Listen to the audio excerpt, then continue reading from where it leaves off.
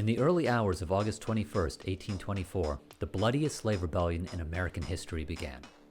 Nate Turner entered the bedroom of his owner, Joseph Travis, and killed him with an axe. He also killed Travis's wife, Sally, and their ward, Putnam Moore.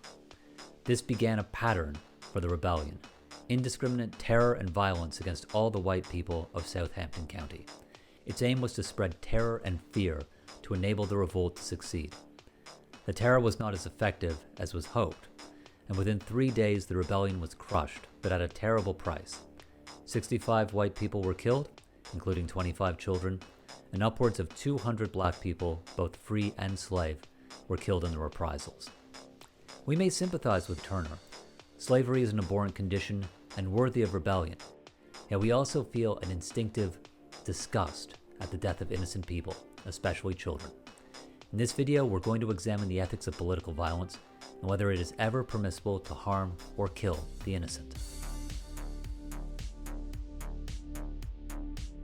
This video is based on the penultimate substantive chapter of my book, and the chapter is probably the most philosophically complex, but I'm going to boil things down to the core points that I make in the chapter around harming the innocent. I spend a big part of this chapter justifying my understanding of armed struggle, of terrorism, of sabotage, but because we're all busy people and this video shouldn't be 7 hours long, I'm going to condense it down into 3 essential points.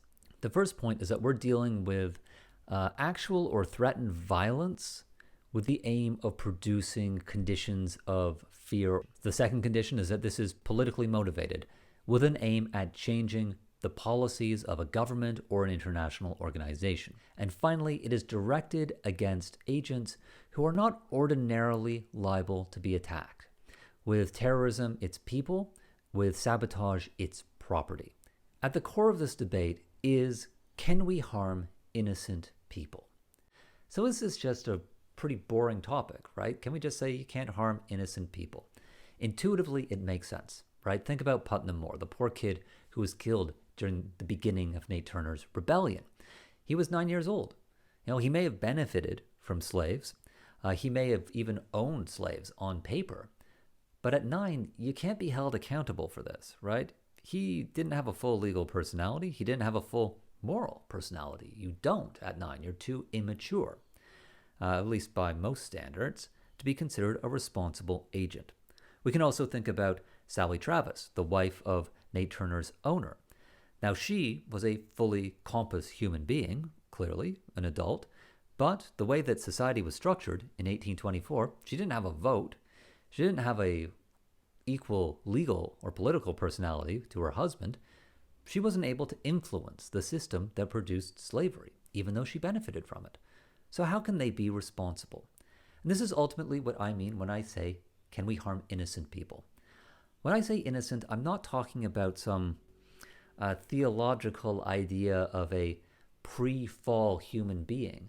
I'm simply talking about human beings who cannot be held responsible for either their actions or the institutions that they operate within. Does this shut down the debate? Maybe, right? It seems fairly obvious. You must be watching this video and just like, Dr. Blunt, what are you even talking about here, right? Come on. You shouldn't be able to harm innocent people. This is core ethics, right? Do no harm, the Hippocratic Oath. Michael Otsuka points out that if innocent people can be used as a means to an end for terrorism, then what about instances of coerced organ donation, right? Someone could whip out my kidney and say, look, I know that I took your kidney without your consent, but I'm going to save a life by doing it, and that's good, so, tough. Well, that's a pretty grievous harm to inflict on someone. Am I making the case that we should be yoinking out people's kidneys all over town?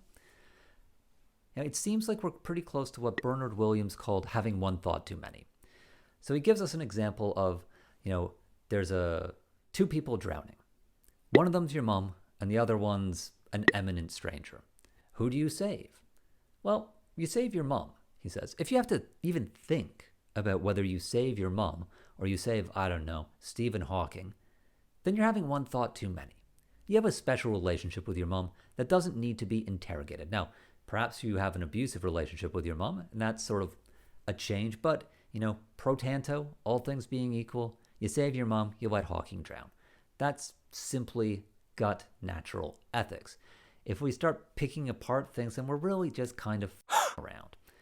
But, of course, philosophers love fucking around, and there are 3 difficult cases that problematize the idea of innocence equaling total immunity from all forms of harm.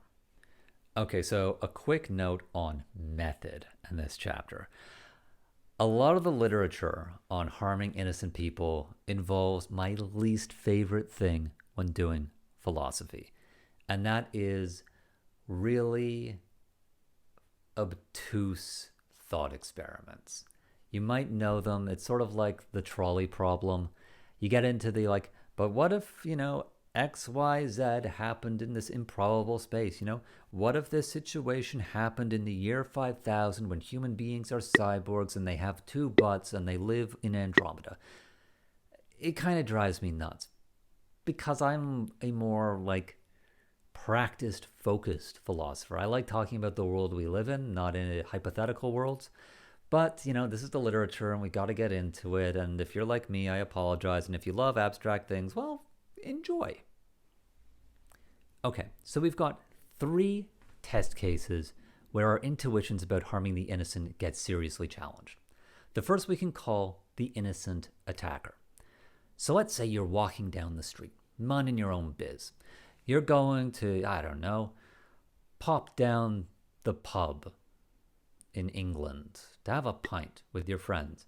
And suddenly, out of nowhere, a knife-wielding maniac sets upon you. And she's like, I'm gonna kill you, Joseph Stalin.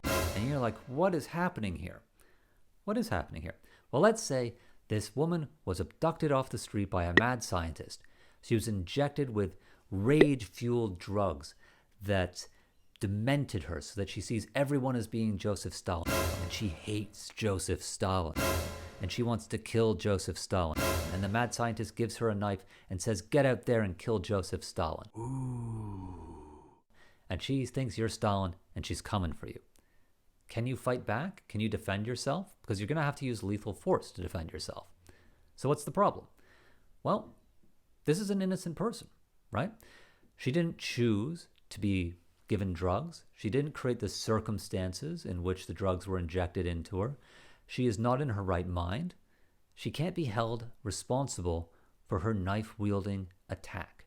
She's an innocent person. Can you kill an innocent person under these circumstances? The second scenario is the innocent threat.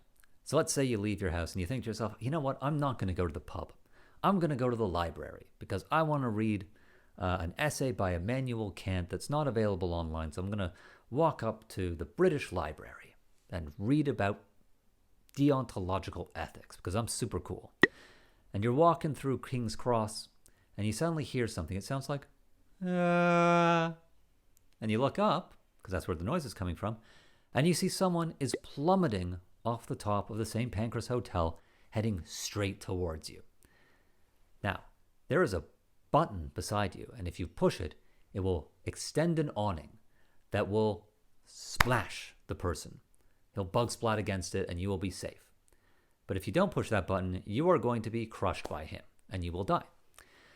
This is an innocent threat. Let me explain why. So this guy's up there working on the St. Pancras Hotel, and he gets pushed off by a mate.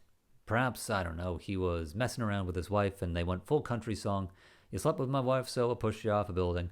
And he's falling, right? He doesn't mean to fall. He hasn't chosen to do it. He doesn't mean to threaten you, right? You and the guy who are falling are cool. You've never met each other. You are just in this instance where he is going to smush you if you don't push the button. So do you push the button? Because that would kill an innocent person. I love philosophers like, yes, you shouldn't kill an innocent person. That makes sense. Yes, but what if someone fell off a hotel and you need to push a button that will smush them?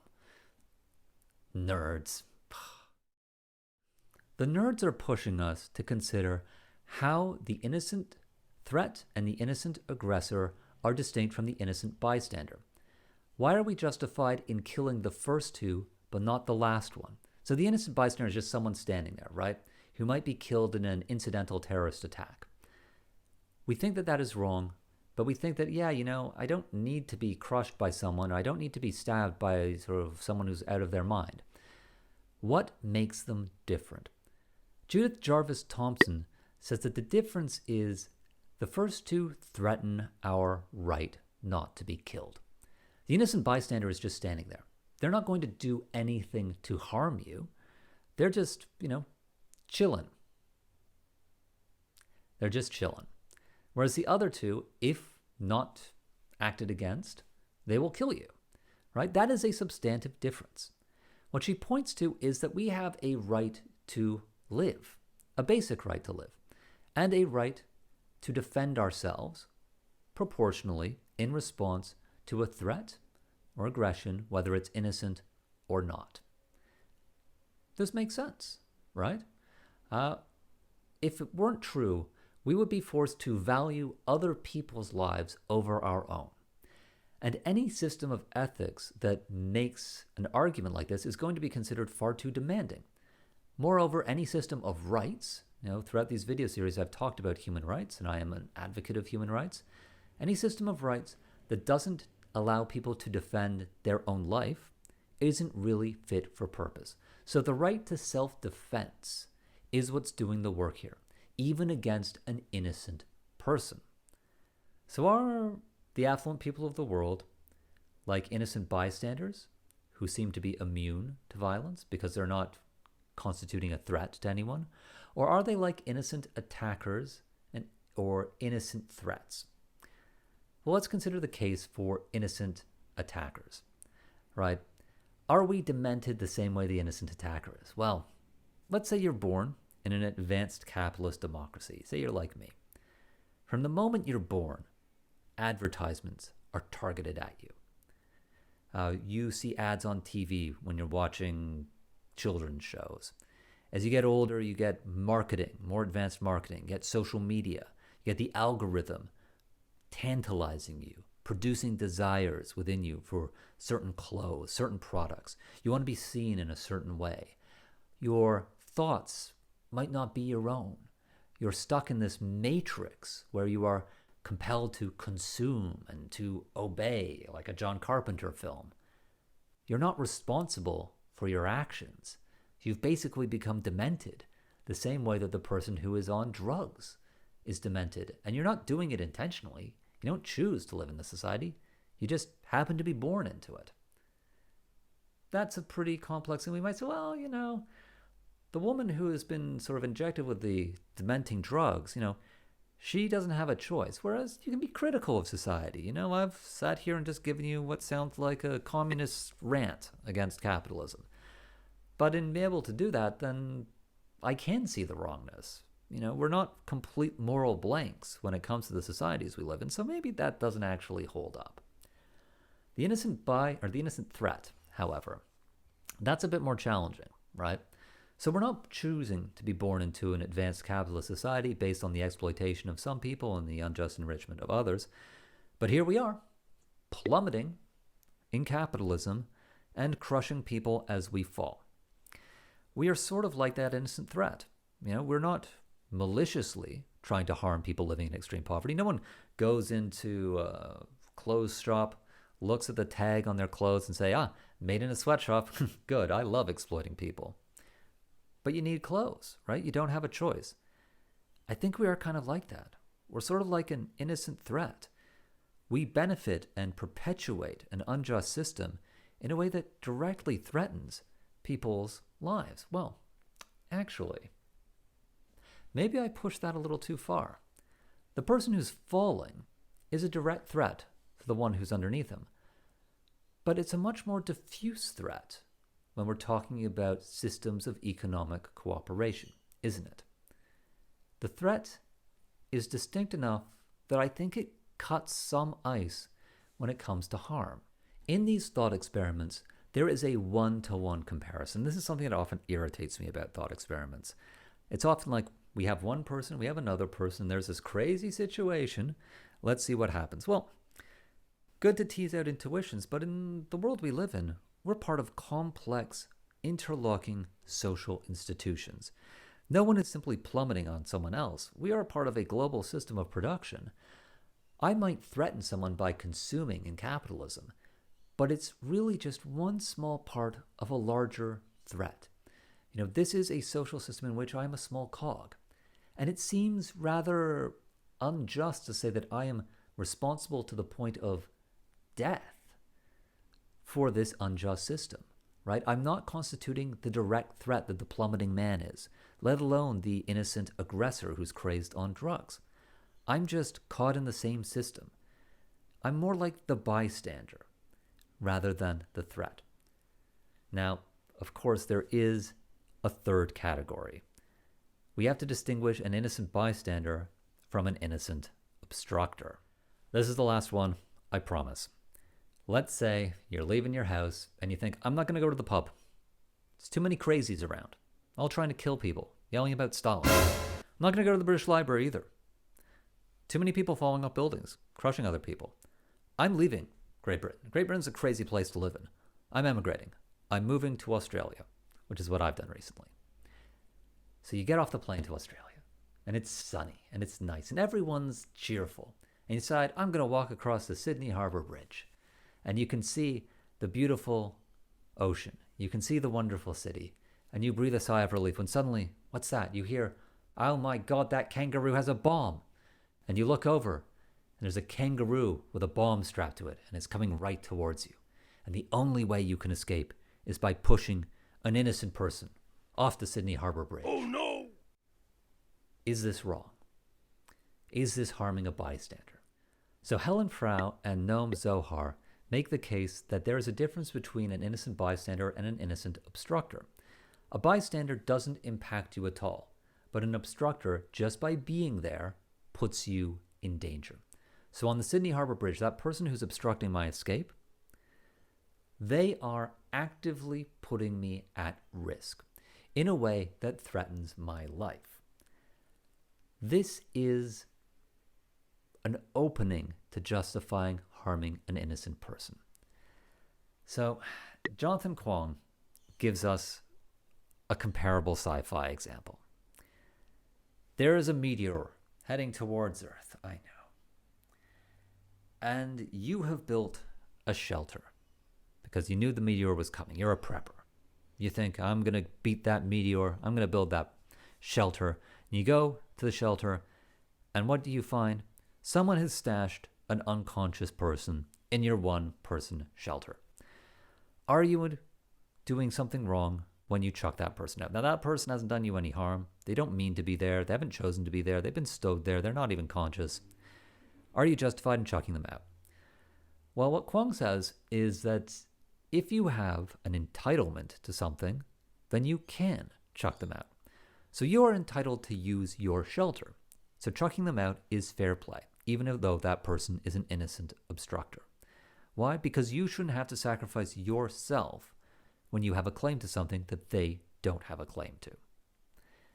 Does this work in the international context? Well, Article 28 of the Universal Declaration of Human Rights says that we are all entitled to an international system in which we can realize the content of our human rights. Now, if you take cosmopolitan or global egalitarian theories of justice seriously, you believe that there are certain institutions set up that prevent human rights from being fully realized in the international system, especially around things like poverty. We might say that the people engaged in violent resistance against global inequality and poverty are basically chucking people out of the bomb shelter, right? They have an entitlement to something, and we are obstructing them by being compliant consumers in an unjust system of socioeconomic cooperation. This is a pretty serious challenge because it seems plausible, right? We may not be innocent threats, we may not be innocent aggressors, but perhaps we are innocent obstructors, because even though we don't mean to, we are clogging up the bridge. We're clogging up the escape route. Does this open a pathway to justifying terrorism? I don't think so. So I think we can say that affluent people, people like me, constitute complex, innocent threats of an obstructive type to people living in severe poverty or suffering from severe inequality. This isn't enough to justify terrorism, though. Harming someone like me to the point of killing them. And this isn't a self-interested argument. It's slightly self-interested because I don't want to be killed, but it's not necessarily a self-interested argument for two reasons: necessity and proportionality. When it comes to necessity, we might say, well, there are alternatives to violence, right? I talk about them in the book. I talk about the different ways in which we can resist global inequality that don't necessarily require acts of terrorism. These are still available. But there is this difficulty about discerning when that continuum between necessity and optionality exhausts itself. There's not so much of a problem with this when it comes to proportionality, right? So when we talk about self-defense, we talk about self-defense being proportional to the threat, right? If someone's coming at you with a knife and they're crazed and they're going to kill you, you of course can respond with the same sort of force. You can kill that person. Likewise with the person who's falling out of the sky. You can respond proportionally. But, as I mentioned, my participation in the system of global inequality is really minor, right? It's not a big part of it. Should I still be liable to violence? It seems like overkill for most people, right? Most people are not constituting this sort of direct threat like the knife-wielding maniac or the person falling out of the sky. Sabotage is on the table because it has a degree of proportionality to the harm, right? Instead of attacking the people who benefit from an unjust system, sabotage can attack the system itself, right? It can be directed at global supply lines, railway lines, ports, stock exchanges. So long as due care is taken to not harm people directly, we can say that, well, this is just reciprocity. It's fair play. If we engage in widespread systemic harms that affect people living in severe poverty, then why can't people in severe poverty damage the institutions that produce those harms, even if we get harmed as a result? Because those people, the people living in severe poverty, they're also collateral damage, right? If we say they can't do this, then we are privileging ourselves. And that might be unpalatable, right? We might find that really uncomfortable to say, because I want my stock portfolio to grow. I want my house value to grow. I want to be prosperous. I want to retire. But I can't make those arguments on the back of harming other people. So there is room for harm against innocent people, just not directly. You can't go around killing people. You can't try to maim innocent people. But when it comes to gumming up the machinery that produces inequality and injustice, well, I don't think there is an ethical prohibition there. One last note before we wrap up. Just because I don't think there's an ethical prohibition doesn't mean I think it's a smart thing to do, right? One of the reasons why the ANC, the African National Congress, didn't engage in mass terrorism in its struggle against apartheid is because it would alienate a large number of people. They thought it would alienate white South Africans who were sympathetic to the cause. They thought it would alienate international supporters. They thought it would be a bad choice. That's why there wasn't mass terror, despite the fact that the ANC was able to wage such a campaign. They opted not to. It might even have been justified, right? I mean, I think apartheid was, well, a crime against humanity. It is a crime against humanity. It says so in international law. But sometimes holding back is tactically smarter, especially when you look at the social science that says, well, it might have a better chance of succeeding. And that brings us to the end of this video. Thank you very much for watching. Tune in next time for, I can't believe it, it's the final video in the series on global poverty, injustice, and resistance. I thought this was going to take like a month, but YouTube is complicated. Thanks for watching. Remember to like, share, subscribe, all that stuff. Okay, bye-bye. I love you. Nate Turner entered the bedroom of his owner, Tyler Perry.